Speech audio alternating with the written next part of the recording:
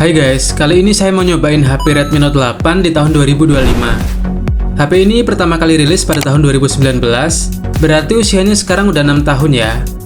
Kalau dulu sih HP ini termasuk yang paling worth it di kelasnya. Di harga segitu hampir nggak ada yang ngalahin. Tapi gimana kalau dipakai sekarang? Apakah masih layak dan masih kuat buat dipakai harian? Oke, daripada penasaran, langsung aja kita bahas dari desain, performa, sampai fitur-fiturnya di tahun 2025 ini guys.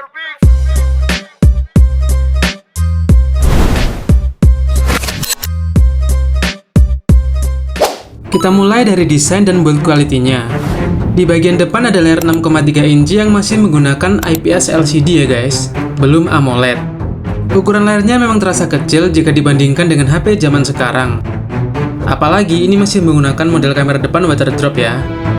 Di bagian belakang ada 4 kamera, yaitu kamera utama 48 megapiksel. Kemudian ada kamera ultrawide 8 megapiksel, serta 2 kamera lagi yaitu makro dan depth sensor, yang masing-masing 2 megapiksel. Di samping atasnya ada lampu flash, dan sensor sidik jari di bagian tengah belakang, dengan desain yang bulat sempurna seperti ini guys. Di bagian atas ada lubang mic dan infrared blaster. Di sisi kanan ada tombol volume dan tombol power, sementara di sisi kiri ada tempat SIM card yang udah triple slot seperti ini. Di bagian bawah cukup ramai, ada jack audio 3,5 mm, lubang mic utama, port USB Type-C, dan speaker utamanya. Ya, jadi speakernya ini masih mono ya guys. Dan untuk material bodinya, backdoornya ini terbuat dari plastik, bukan kaca seperti kakaknya yang Redmi Note 7. Bobotnya sendiri sekitar 190 gram, ini sedikit lebih ringan ya, selisih 6 gram dari Redmi Note 14. Dan untuk finishingnya masih melengkung, bukan mengkotak seperti yang banyak dijumpai sekarang. Tapi saya sih lebih suka yang begini ya, karena lebih compact dan nyaman digenggam guys. Lanjut ke aspek layar, seperti yang udah saya bilang di bagian desain tadi, layar HP ini masih menggunakan panel IPS LCD ya. Jadi kalau soal kualitas ya bisa dibilang agak kurang tajam. Apalagi refresh rate-nya yang cuma mentok di 60Hz aja. Jadi nggak sehalus HP zaman sekarang guys. Kecerahan layarnya juga cuma 450 nits. Jadi kalau dipakai di bawah terik matahari, apalagi buat ojol yang sering outdoor, ya lumayan PR juga buat ngelihatnya. Tapi kalau untuk proteksi, layarnya ini udah dilindungi Gorilla Glass 5, jadi dari segi ketahanan cukup oke lah buat dipakai harian. Dan kalau dipakai anak-anak yang cuma nonton YouTube sih masih aman guys.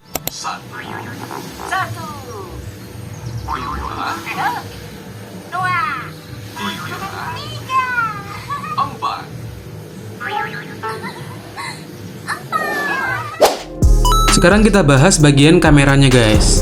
HP ini dibekali dengan kamera utama 48 megapiksel. Dulu angka segini udah tergolong tinggi banget ya, dan sering jadi nilai jual untuk HP 2 jutaan. Tapi kalau sekarang standarnya udah tembus 120 megapiksel guys. Untuk fitur atau mode yang tersedia masih ada beberapa seperti slow motion, mode malam, panorama, dan mode pro. Nah, di mode pro ini kita cuma bisa atur manual saat memotret saja. Sedangkan untuk perekaman videonya nggak ada opsi pengaturan manual ya. Soal hasil foto dan videonya menurut saya sih kualitasnya agak burik ya guys. Warnanya juga cenderung kusam dan detailnya lumayan banyak noise-nya.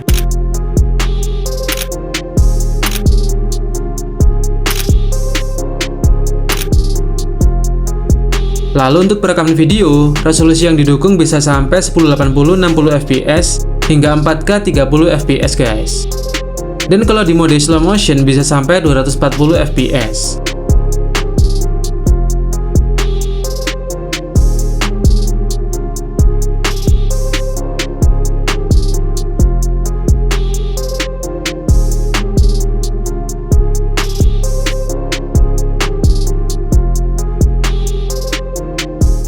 Lanjut kita masuk ke bagian sistem operasi.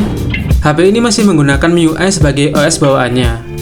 Awalnya rilis dengan MIUI 10, lalu dapat update ke MIUI 11, dan mentoknya di MIUI 12. Jadi belum ke bagian HyperOS ya, yang sekarang jadi OS terbaru di HP Xiaomi. MIUI 11 ini berbasis Android 9 atau Pie, dengan patch keamanan terakhir tahun 2020. Jadi secara keamanan memang udah jadul, jadi kurang aman untuk data sensitif atau aplikasi tertentu. Tapi kenapa saya masih di MIUI 11? Karena dari pengalaman pribadi, versi ini yang paling stabil dan ringan dibanding MIUI 12 yang terasa agak berat di HP ini guys. Walaupun di MIUI 12 mungkin ada beberapa tambahan fitur seperti pusat kontrol yang baru, animasi yang lebih modern, dan beberapa opsi kustomisasi. Tapi percuma juga kan kalau fiturnya banyak, tapi performanya malah jadi lemot dan sering nge-lag. Dibanding MIUI 11 yang pengalaman pemakaian sehari-hari lebih smooth, respon layar cepat, dan multitasking masih cukup aman. Bahkan setelah saya install beberapa aplikasi dengan ukuran zaman sekarang seperti Instagram, TikTok, dan Mobile Legends ya. Setelah bahas sistem operasinya, sekarang kita lanjut ke performanya guys. HP ini ditenagai chipset Snapdragon 665 octa-core dengan RAM 3GB dan internal memori 32GB. Yang sayangnya masih pakai eMMC ya, bukan UFS yang lebih cepat. Untuk pengalaman penggunaan sehari-hari ya masih masuk kategori bisa dipakai lah. Artinya, untuk aplikasi-aplikasi standar yang sering dipakai harian seperti chatting, sosial media, atau YouTube, saat ini masih bisa jalan dengan baik. Dan multitasking ringan pun masih sanggup guys.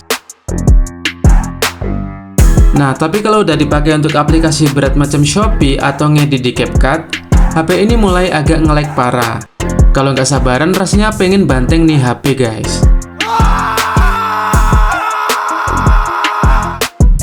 Sedangkan untuk game, kita bisa main Mobile Legends dengan setting bawaan frame rate tinggi dan grafis rendah.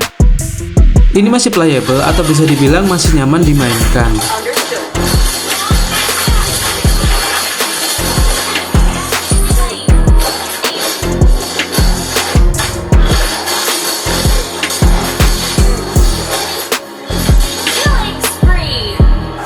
Kemudian untuk baterainya, dengan kapasitas 4000 mAh, HP ini masih tergolong awet untuk penggunaan seharian.